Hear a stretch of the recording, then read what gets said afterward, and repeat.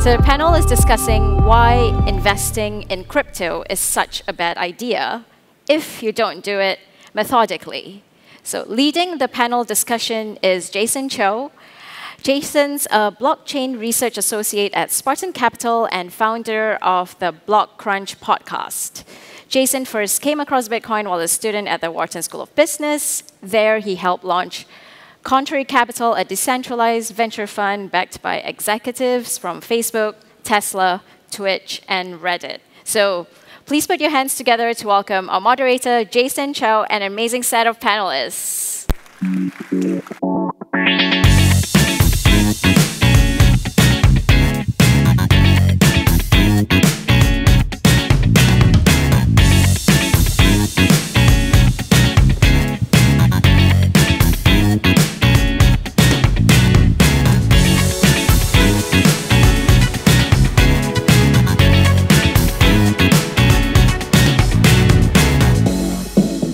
All right, hello everybody. Welcome to BlockShow. And this panel that we have has a really exciting topic.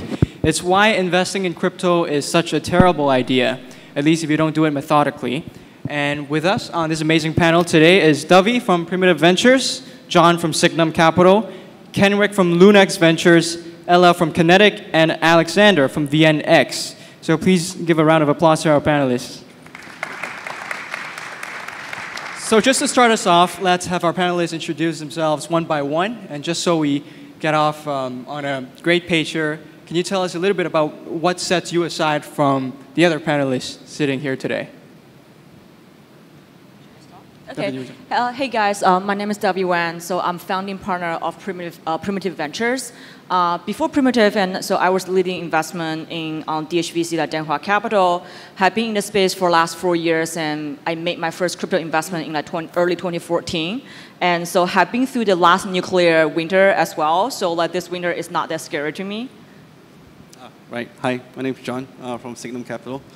Founded Signum Capital about a year ago, and ever since even on the bear market, we're still investing, so it's fine. Everything's all good. Hi everyone, I'm Ella. I recently joined Kenetic Capital on the advisory team. Before Kenetic, I was working at Stellar for 2 years, driving the Asia Pacific markets, driving enterprise adoptions and DApp adoptions of the protocol. Hi everyone, I'm KENRICK. I'm the founding partner at LuneX Ventures. We're the dedicated blockchain and crypto fund coming out of Golden Gate Ventures, which is a traditional VC based in Singapore. So our investment is more on the VC side, so we do both equity and tokens. My name is Alexandra Duchenko. I'm a founder and CEO of VNX Exchange. It's an asset-backed token exchange that we're setting up in Luxembourg, hoping to be the first regulated security token exchange in Europe. Before that, and still now, I'm a founding partner and general partner of 2BLU Investments. It's a VC fund, and also 2BLU Alternative Investments. It's a crypto fund. So we have a good representation of funds, advisories, and exchanges here. And just to tie it back to the topic of this panel, why shouldn't someone invest in crypto? What are some traps for both institutions and retail investors that you have seen? And I know, Dovey, you have some thoughts around this, so why don't you start? Yeah, I think like for both institution and retail investors, like there are two common traps. The first one is I would consider as valuation trap. Because right now we don't have a consensus around what's the valuation model for tokens. Because many tokens are considered as either like currency or utility token, but like there's no good valuation model as like what we have for like equity investment. Like equity investment, there's like PE ratio, PS ratio, and so you basically evaluate the the value of the equity like based on cash flow. But like token itself is very hard to evaluate because it's not just one single.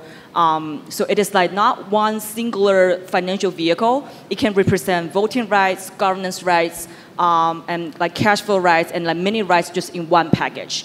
And so it's kind of hard to make like statistical evaluation. And so that's what we have seen in like last cycle is many of this team. So they basically use this as benchmark as valuation. If like they are competitor like towards like Ethereum or like EOS, and just making this like benchmark like without any milestone or just like without any like deliverables. And I think like that's the first trap. So like that's the first trap I have seen as like a institutional investor. And like the second trap, I would say that's what I consider as a milestone trap. Many of these like projects out there like releasing weekly or like monthly reports, but like within the reports, like many of these metrics are just vanity metrics. Say for instance, like how many followers I have on Twitter and how many followers or like how many Telegram group members are there. Like those are just vanity metrics, has nothing to do with the real adoption of the whole protocol. And like nobody talk about like how many open source developers outside of the organization are actually working on the projects. And so I think like if you are both like either institution or like regular investor, you have to look into what is what is like the real fundamentals out there. And like the last trap I have seen many of these like relatively like scammy projects out there is identity trap. Because many of these team members that listed on like white paper are not the real team members. So I've met someone and who is like a Caucasian actor, and he has been hired by many of these ICO projects out there as the founding team members. And so that is one of the like the most one of the most like absurd thing I've seen in like last cycles. And like I think like this bear market is pretty good actually, because we have seen many of these opportunistic like players or just like scammers and liars, and so they will be washed out. And then who can be sustained? And so like who can be sustaining, and then who can just like keep going? Like those are the real entrepreneurs. Well, everything she said. So honestly, so what DOVEY pointed out was a lot of good stuff, like the identity traps and all that. I did come across a project once, just so you know. It was very familiar, when I looked at the project and I saw that the white paper and the team had very identical people, just different faces. And it was actually an existing project that we invested in. And that same project just had a different name, same white paper, just different names. It was so scammy, right? And these things happen. It was very prominent, I think, last year. A lot of people are trying to cash in. Like you talk about institutions coming in, they have this a whole hype wagon, right? So like, John, you know that so-and-so fund is in this company and so-and-so fund is in that, you should get in. And I say, okay, why? Why should I get in? And you see, so I'm looking at retail perspective, and all the retail guys are like, oh, you know that Signum's in, you know that guys are in, those guys are in. It must be a great project. It must be a great project. And I think I wouldn't say it's a trap. I've said my name, right, Signum. But I think that people should do their homework on a company before doing any kind of investment, especially on the business adoption side. So how we invest in, we always look at the business adoption. Like, can you get this out? How much are you going to spend on getting the merchants to adopt you and so on and so forth? What's your runway? How much is your pay? How much is the staff pay? And I really ask a lot of these questions.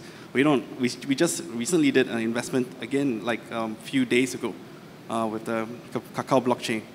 So, I still invest because I know there's adoption. I know that they can pull it off, as opposed to companies that may have an idea but can't pull it off. So if you said, I won't necessarily say that's a trap, but you want to know where your money is going at the end of the day.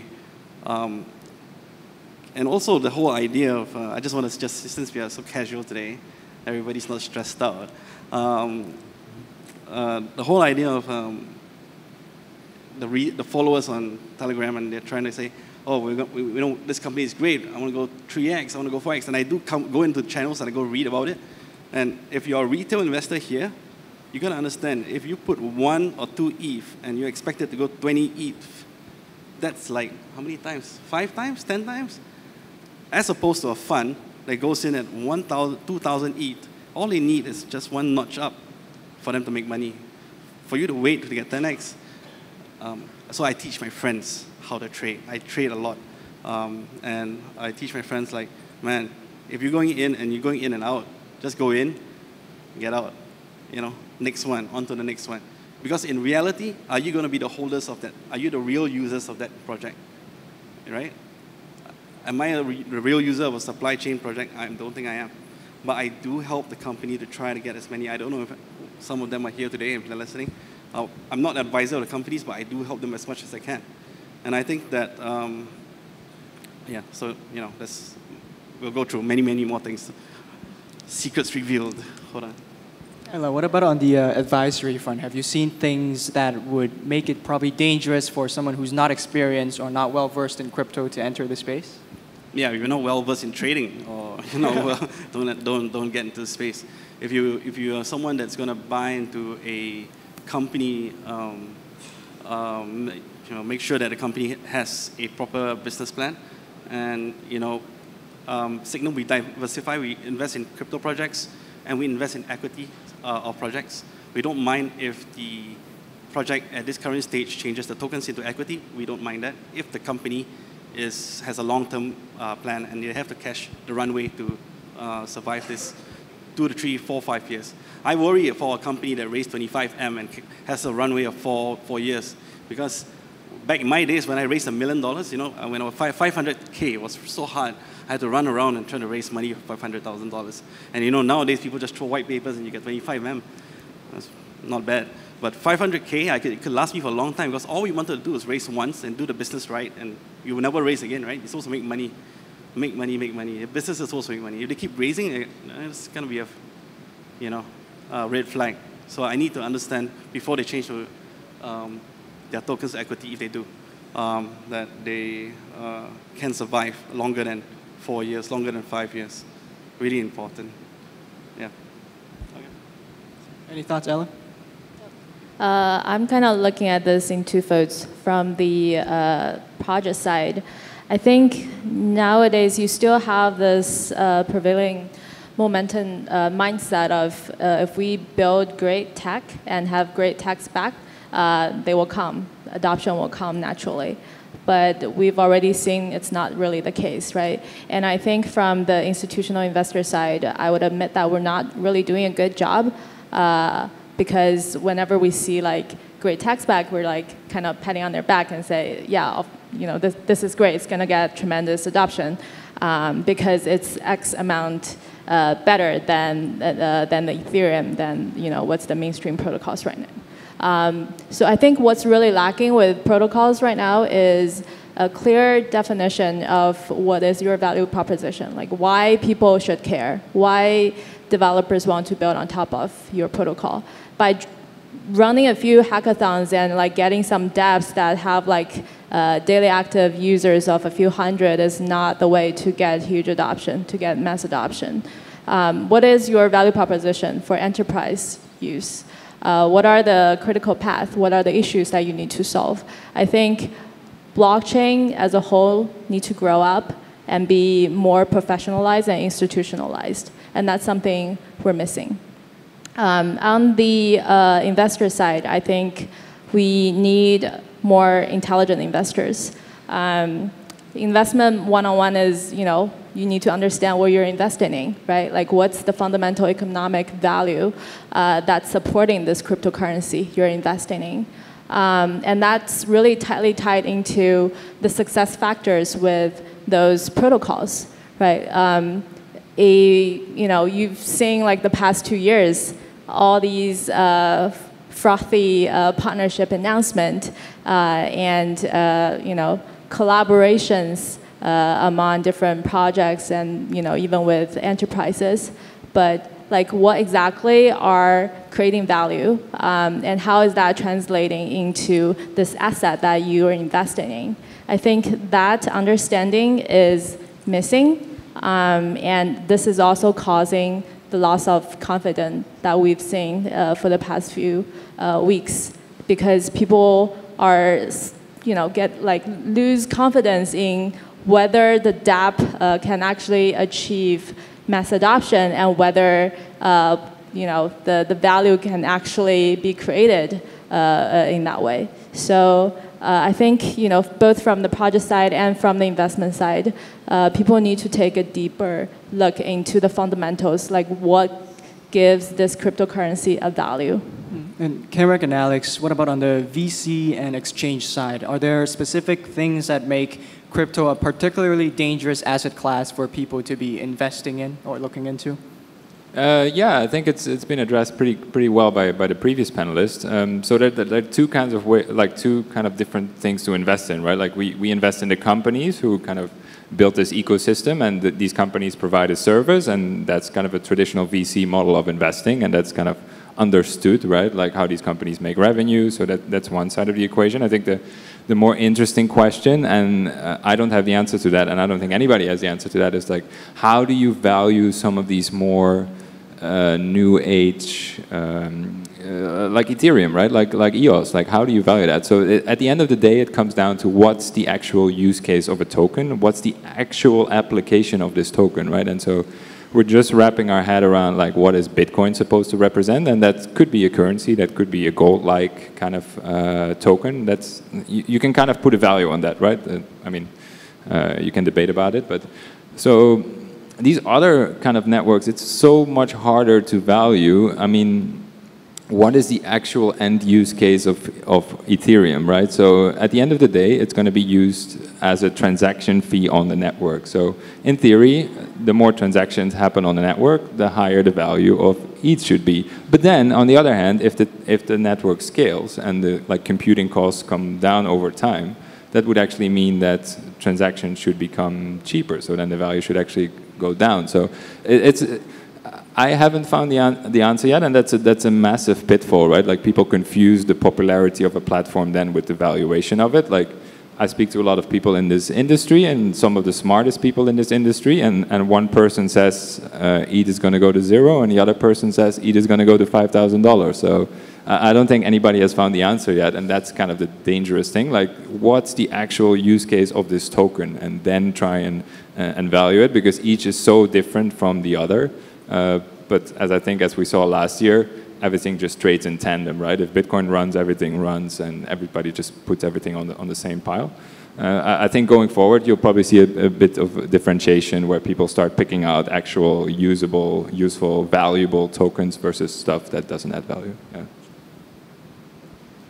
From my point of view, if you're speaking about the institutional investors, and I think most of the people touched upon one of the aspects that they're looking at, that is return. So for an institutional investor, and when I'm speaking about institutional, this is, for example, a publicly traded fund, they obviously need to have some basis to calculate the return. There is no Black-Scholes formula. There is no formula whatsoever. I think that's been discussed. Second, from the big investor point of view, you need regulatory clarity. There is obviously no regulatory clarity in terms of how do you account those investments. And the third one is security. All the hacks, all the even single signature access to your wallet is a no-go for serious money. Therefore, when we're speaking about the investor side of the equation, you need to separate big investors for whom basically cryptocurrencies is a no-go territory for the 3 reasons above, and the single investor. Single investor can basically decide what he wants to do with his or her money. For them, it could be a betting territory where they can actually see that this is a good potential way to make an outsized return, and they don't really care about the downside. However, if this industry is to become significantly more than what it is at the moment, I think it needs to bring institutional money. And this is actually what we're addressing. We're building a regulated asset-backed token exchange, which is linked, where value of the tokens is linked to the cash flow from the portfolio of the funds, which means that here you are able at least to estimate potential return, plus minus, the evaluation of the portfolios. You have regulatory clarity. We're planning to be licensed in the European Union, and the security as well, aspect which we are planning to address. That's our example, but I think STOs that many people are discussing, that's basically the user cases for the cryptocurrencies or many of the exchanges, which are actually would bring significant investment into the space, and in return would also give rise to the usage of the cryptocurrencies, utility tokens, et cetera, what is being traded on the cryptocurrency exchanges. So to that point about STOs, right, one thing that interests me a lot about crypto markets is the proliferation of kind of narratives. There are so many different narratives driving price action. So last year, it was kind of tokenization of everything. It was fat protocols. This year, a lot of people are talking about STOs. So for investors who are not methodical, it might be very easy to be swayed by these narratives. So I'm curious, for the investors on our panel, how have you developed your thesis over time, and have you revised those theses after seeing this kind of 6-8 month long bear market? I think, like, first of all, like having a very rigid thesis in current industry is super dangerous, and many of the investor, either like retail or like institutional investors, like they never do any reality check. Say for instance, like the expectation of like fat protocol, and people are talking about decentralized application, but like let's just like set the number here, right? Like the biggest application right now of crypto is trading, like we all know that, right? And just follow that line of logic, and then so you can just like do a very simple sanity check that how many daily active users are there on the exchange. And exchange right now is the biggest application out there. And I can tell you, like Binance right now, even Binance, like they have like less than 20,000 daily active users. And 20,000 daily active user is like nothing comparing with like internet scale of application. So I think like the narrative itself like doesn't matter, and then what really matters is like whether you can do the reality check, like whether you can do reality check, like to actually try to justify that, so like justify that narrative. And I think like being a very, so I'm not like maximalist on like any kind, so I'm more like shitcoin minimalist. Just like being like maximalist is like pretty dangerous, because like so that's one of the biggest trap I have seen like many people fall into. Last year there's so many like buzzwords out there like TCR and like NFT, and now we have like STO and like like TPS. So those are just like acronym, okay? Like TPS, like say for instance, I just don't know why there are so many public chains building their protocol based on one single dimensional metric that's TPS. But like TPS like doesn't matter that much, because in our real economy, and not all the business activity are like synchronized. So it is like not like synchronous. Like not everything has to be real time. And so thinking about payment, so thinking about paying salary, like thinking about lending, mortgage, many of those like does not require like very high TPS. But like we have seen projects like building millions of like TPS, like stuff like that. So blockchain, it is not solving efficiency issue. It is solving trust issue. So I think like narrative and like all these like acronyms, and like we have to be extra careful about and try to understand what's the fundamental first. STOs, on STOs? Yeah, so STOs. We recently just invested in an Australian STO called Concrete, just to let you guys know. The reason why we invested in that is because I'm very familiar with the property market. I have a property background, so buildings and all that. And, you know, STO is very new to me. I think it's quite new to this whole space as well, in that sense. And for me to say yes, is because I kind of know the country that we're launching the STO in, and I know the companies that are backing the STOs on the property front. So again, my investment style comes from me knowing the market and me knowing who's involved in this market. And that's why I invest in these guys, because it's so easy. It's like if I'm not a tech guy, I don't know anything about tech. I have guys working for me that know more tech than me, of course. And these guys are the ones that look at it. If I look at a company and say, that's nice. Or you can shard. Okay, great. What's sharding? And then and they tell me, John, sharding is this. I said, but that company can do sharding too, and that company is doing that, and that company is doing how many transactions per second. And then I believe that everybody's going to hit the same number of transactions per second, because it can't be an open, it can't be like a super secret source that these guys have. Then I'll ask again, how do you make money? I can ask a protocol, how do you make money? I have dinner with really big projects that raised like 80 mil, 98 mil. They come to my home and I ask them, how do you make money? How are you planning to make money? And a lot of them can't really answer. Yeah, and everyone says the same thing. We are targeting the same people. I'm like, oh my God, that's like really. I was thinking, I said, this is not so good, right? But you know what? There's always competition in this space. When you go list on an exchange or something, they're all competing against each other, and in the end of the day, we'll see who wins. There's only one STO we invested in, and I don't know any other buzzwords that's coming out right now. It's very new, so we are helping as much as we can with the company Concrete.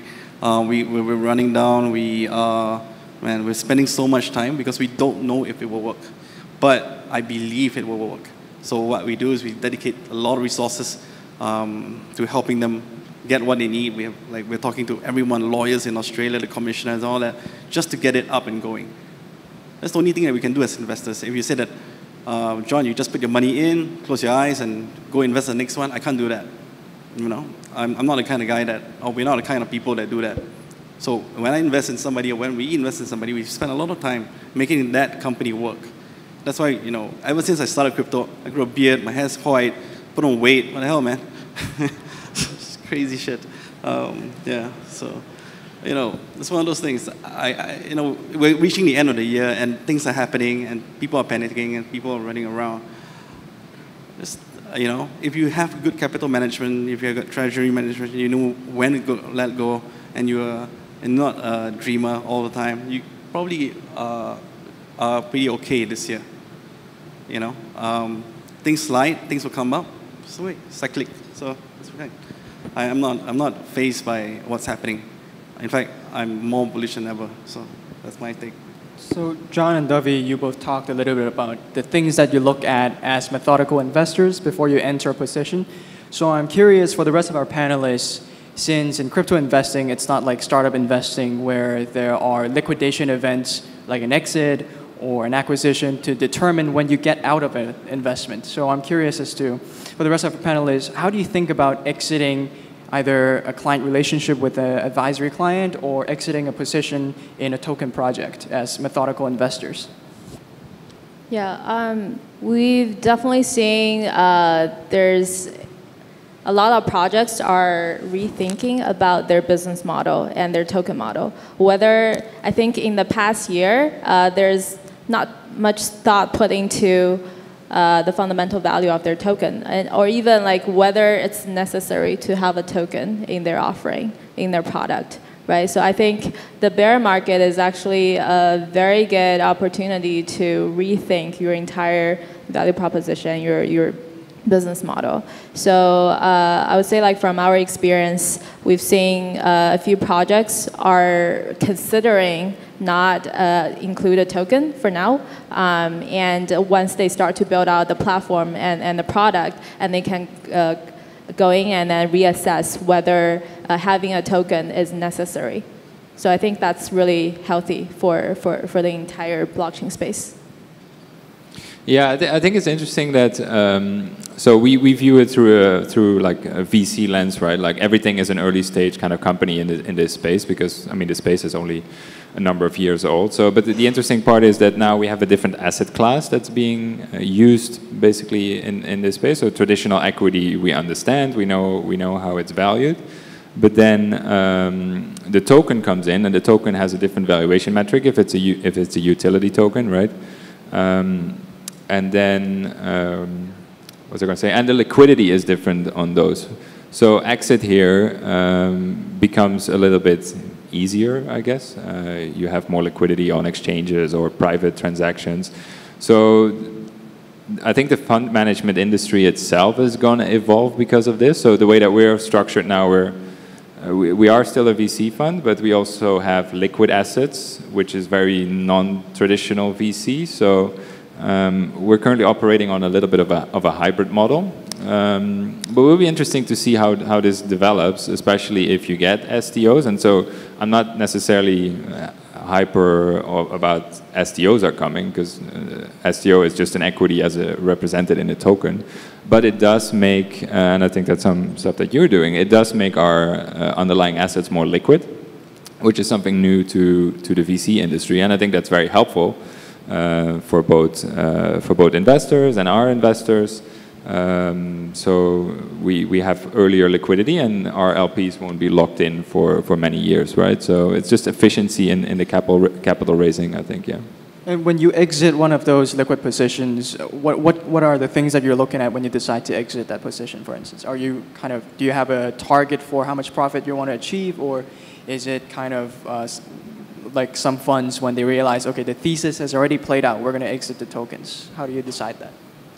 I think on the traditional VC side, so it depends a little bit on the fund life, right? So if you run towards the end of the fund life, you probably want to exit. On the token side, that remains to be seen, and I think everybody has to kind of find their own thesis. Our thesis is that we hold tokens for the longer term, and we would exit up on the next market cycle. So we're not trading this actively, like we're not a hedge fund, right? So we take strategic positions, and up on the next market cycle and a certain determined kind of return, then we would exit. But yeah, this is up for debate, absolutely. Yeah. It's a very interesting question. Actually, that's the question that led us to develop the project. The liquidity is very important for the VC industry, but even with the VC, when the next round is happening, the valuation is a range. And to some extent, it could be from, for example, 4 to 8 million for the post-seed round. So what we are bringing to the VC industry is a more liquid instrument. On the other hand, we're also bringing almost a public-like marketplace, which would actually determine the price at any given moment. So like any public market driven by the news or by the performance of the underlying companies, you can actually see what is the price of that the market assigns to the underlying portfolio. Utility tokens at the moment, or payment tokens, in my view, do not have a specific model. Therefore, here it's very difficult. Here it's, to some extent, a level of the speculation as well as the market sentiment, or your appetite to risk, which determines when you take a position or exit the position. But what is interesting is that the STOs, or the new forms that are developing and bringing liquidity to the private markets, which are illiquid, like the real estate, et cetera, are actually bringing a very, very interesting measure of transparency to the market, but also market price and market mechanisms of the public market to those previously illiquid markets. And I know we have around 3 minutes left in the panel, so I'd just like to use the remaining time to have all of our panelists kind of ask methodical investors, of course, come up with some predictions that you have for 2019 for crypto markets. John, you were going to predict the price. Predict the price? It could be anything. So I can go first. I think more funds will start to be more active participants in the space. I think funds will start to stake their assets. They'll start to be active participants in the networks they invest in. So it could be any type of prediction at all. So a recent article that I had out in the news is and it's happening. Companies, project companies are starting to sell their equities.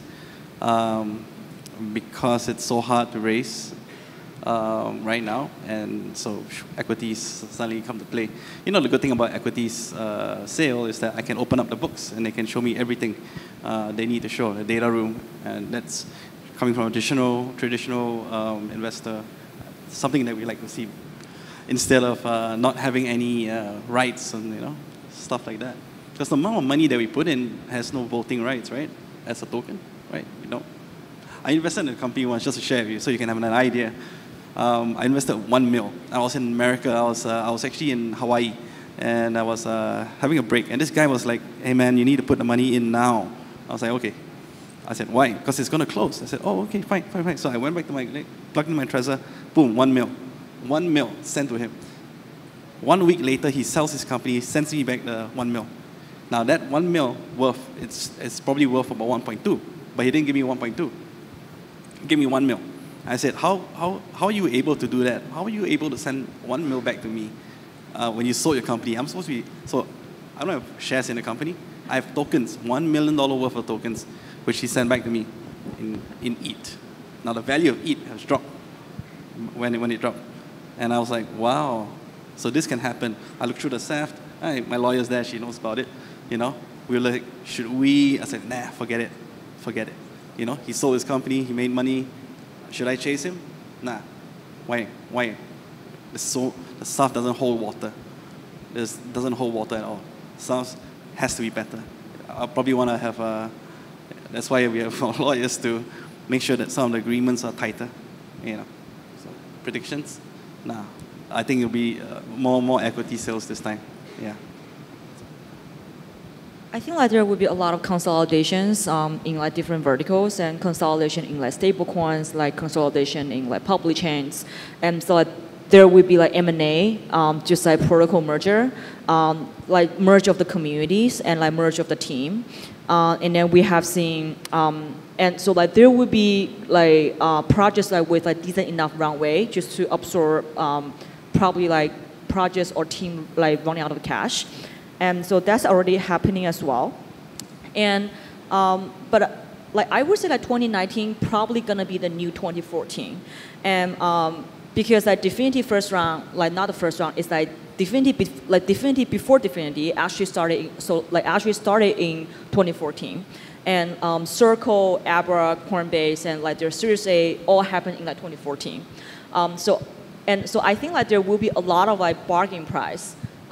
Like if you have like really good eye to like capture those in 2019, and one thing I would love to see in like 2019 is I think there might be the first massively adopted like crypto gaming, just like crypto game, just like native like crypto game, like nothing about like FOMO 3D, and like that's more like a trading thing, like not real game, right? So I'm expecting something like a real game, so that can emerge in 2019. So that might be the first like massively adopted like use case. We're running a little over time, so just kind of quick 15-second predictions from anyone. Yeah, I completely agree with what DOVEY just said. I think consolidation has already been happening, and for projects, I guess right now some projects are still having some runway, but I think this bear market is a good process to cleanse out bad ideas and bad projects, and concentrate good talents and resources into projects that have good ideas and good designs. And I think that 2019, from the project sides, need to be more competitive with each other. Like DOVEY mentioned earlier, she's not a maximalist. I think investors shouldn't be maximalist, but protocols should, because they're competing with each other to use their as money, right? Because money has the biggest network effect. So I want to see more competition, fierce competition among protocols and professional thinking around how to drive adoptions. Be very quick. Hopefully some more regulatory clarity, I think, around the world in terms of what's allowed, what's not allowed, how these things are regulated, how these things are taxed. Yeah, I think we'll see a lot of that in 2019. To me, the rise last year, the rise of the cryptocurrencies to the prominence was the first years, if we compare to the internet, was the rise of the indecent pictures. So everyone has heard about it. It just really came to prominence. It collapsed. So some people made money. The technology became kind of widespread. So there will be a couple of years where there are people who are actually starting to build something. There will be another hype, 2001, which will result in crash. And then you will have a very healthy development of the industry. Absolutely. And thank you so much for all of our panelists and for our audiences. And this is the end of the panel. Thank you. Thank you, Jay. Very much. Round of applause for our panelists, please. Thank you.